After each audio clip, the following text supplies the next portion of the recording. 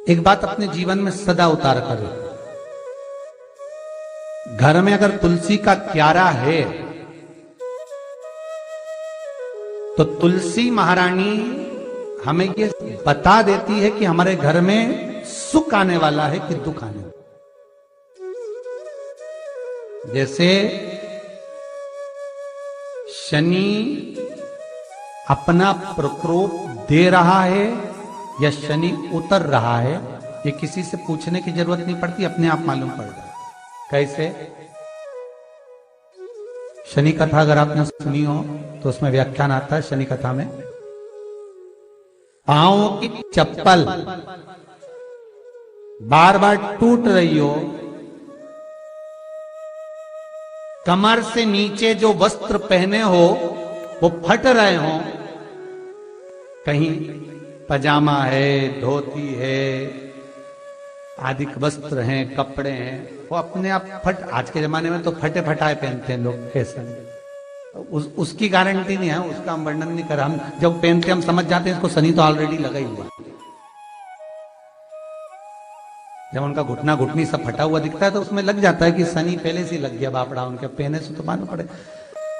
शनि का नियम है, शनि कथा कहती है पांव की चप्पल बार बार टूट रही हो, घिस गई हो, बद्दी टूट रही हो, कुछ कर रही हो, और अगर कमर से नीचे जो वस्त्र पहने हो वो अपने आप फट रहे हो, समझ ले कि शनि पांव से प्रवेश कर रहा, मतलब अपनी प्रखरता शनि दिखा रहा। किसी मंदिर में गए महाराज और वहां जाने पर चप्पल चली गई तो समझ लेना शनि की कुदृष्टि अब पड़ना बंद होना चालू हो गई। कितना सुंदर कहा है महाराज। जूता चप्पल आज के जमाने में तो फैशन हो गई साहब, घर की चप्पल अलग होती है, बाहर की चप्पल अलग होती है। लोग घर में चप्पल किचन तक में पहन के जाते हैं। अरे पानी ले जाओ सियोर से, रसोई घर में लोग चप्पल पहन कर जाते हैं, जहां भगवान का प्रसाद बन रहा है, जहां अन्नपूर्णा निवास कर रही है, और पूछो तो किचन की चप्पल है तो माथे पे रख लो। तुम अपनी मां को जरूर देखना है, वो बूढ़ी मां कितनी बार किचन में चप्पल पहन कर गई, मुझे जरूर फोन कर कर बताना। बूढ़ी मां रसोई घर में आज भी बिना चप्पल के जाती है, और बहुओं की कहीं एड़ी नहीं फट जाए, ठंड नहीं बैठ जाए, इसलिए ये रसोई घर तक में चप्पल पहन कर जाती है। सूर्य नारायण की कथा पढ़ना, शनि महाराज की कथा पढ़ना, और गरुड़ पुराण की कथा पढ़ना, जिन जिन कथाओं का हम व्याख्यान कर रहे हैं उसको पढ़ना जरूर हो। क्या लिखा है? घर के अंदर जब चप्पल जाती है, रोग, बीमारी, कष्ट, तकलीफ चालू हो जाती है। तुमने चप्पल क्यों पहनी? ठंड नहीं बैठ जाए, रोग नहीं बैठ जाए।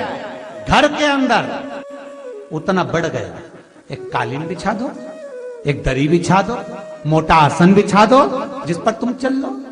जरूरी है कि कई कई लोगों को तो हमने ये भी देखा कि कालीन पर भी चप्पल पहन के चल जाए, और ब्राह्मणों को भोजन परोस रहा है, गुरुजन को भोजन परोस रहा है, ठाकुर जी की थाली बना रहा है, ठाकुर जी का थाल लगा रहा है, तो भी चप्पल है पांव में। तेरा क्या होगा रे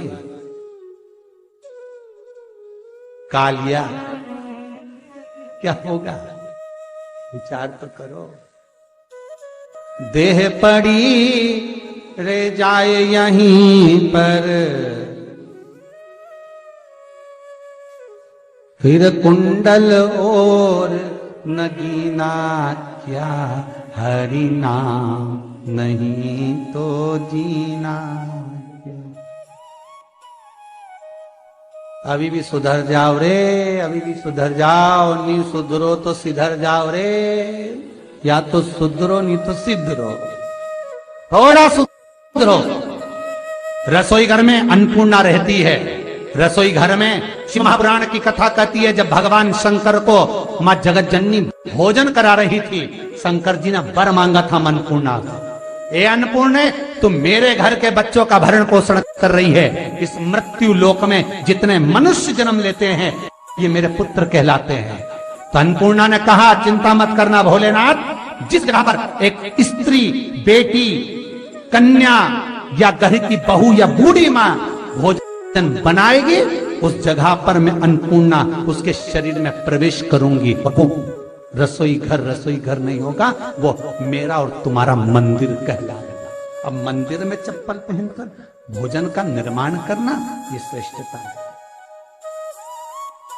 एक आसन पटक लो आप रसोई घर के अंदर, जिस आसन पे खड़े होकर आप भोजन बना लो, मोटा सा आसन रख लो, चप्पल की जरूरत ही नहीं। श्रीमद् भागवत कथा कर रही है, तुलसी का मात्र तो शनि अपनी दृष्टि बता देता है। शास्त्र कहता है जब घर के अंदर प्रवेश करने के, जब आप घर में प्रवेश करें तो एक कोने में चप्पल को उतार दें। बाहर जगह नहीं है तो घर के अंदर प्रवेश कर लेफ्ट में चप्पल को उतार दें, और 7 या 3 कदम के अंदर चप्पल उतर जाना चाहिए घर के अंदर में।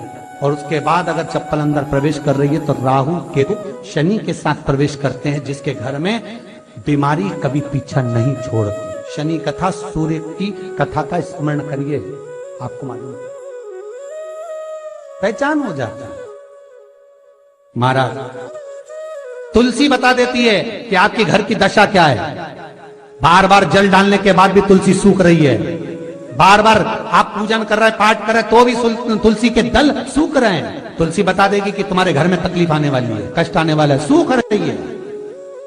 किसी ने जरूर कुछ ना कुछ ऐसा है कि इसमें घर में तकलीफ आएगी, तुमने लगाया फिर सूखी, फिर लगाया फिर। तुलसा महारानी बता देती है कि कष्ट है। और जिस गमले की तुलसा घेर घमोर हो, फलित तो हो, आनंद में हो, तो उस घर में फिर दुख नहीं आता, समृद्धि खुद बढ़ती चली। जिन शंकर भगवान को आप जल चढ़ाते हो, जिन ठाकुर जी से आप लाड लड़ाते हो, जिन भगवान कृष्ण का आप स्मरण करते हो, राधा रानी का आप नाम जाप करते हो, जिस परमात्मा का आप भजन कर रहे हो, कीर्तन कर रहे हो, नाम जाप कर रहे हो, नाम स्मरण कर रहे हो, उससे तुम्हारा एक संबंध होना चाहिए, एक रिश्तेदारी होना चाहिए। और उससे जब तुम्हारा कोई संबंध रहेगा, उससे जब तुम्हारी कोई रिश्तेदारी रहेगी, तो उस रिश्तेदारी में जैसे ही आपके प्राण छूटे, और छूटते से ही आप जब गए, तो जाते ही आप कहोगे कि कृष्ण से मेरा ये संबंध है, वो मेरा पुत्र, वो मेरा भाई, वो मेरा बेटा, वो मेरा सगा, वो मेरा रिश्तेदार, वो मेरा कुटुंबी, वो मेरा पुत्र। जब कहोगे तो तुरंत प्रवेश हो जाए।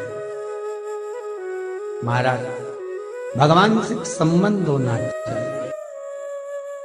कई लोग भगवान को सवेरे से रिझाने बैठते हैं तो भगवान को बनी बनाई बात कहते हैं, ये पाठ कर लो, ये पाठ कर लो, ये पाठ कर लो, ये स्तुति कर लो, सारा बना बनाया। तुमने अपने दिल से कौन सी स्तुति गाई? तुमने अपने दिल से कौन सा भगवान को निवेदन करा, कौन सा नमन करा? बस सवेरे उठना है, नहाना है, भगवान के सामने जाना है, भगवान को नहलाना है, कपड़े पहनाना है, अगरबत्ती लगाना है, थोड़ा सा शक्कर का भोग लगाना। इतने सारे देवी देवता, शंकर जी, राम जी, गणेश जी, सारे देवता, और 2 खुरमा लेके आए, 1 बालूशाही लेके आए, 2 मठरी लेकर आ गए, 1 मठरी लेकर आ गए, और भगवान को इतनी सी कटोरी में रख दिया। अब बोले, कई लोगों से पूछा, इतनी सी कटोरी में 1 मठरी, 1 खुरमा, और रोज मठरी खुरमा एक साथ नहीं रखती। वो तो आज दिन मठरी का भोग लगा दिया, कल खुरमे का लगाई, परसों गुजिया का, परसों पपड़िया का, कोई डब्बे में भरे भराए रखे रख दिया। और 1 लड्डू रोज लगा देगी, इतना बड़ा। तो पूछा, इतना सा लड्डू और इतने सारे भगवान कैसे खाते होंगे? तो क्या भाव से। तो हमने कहा, तुम भगवान को क्यों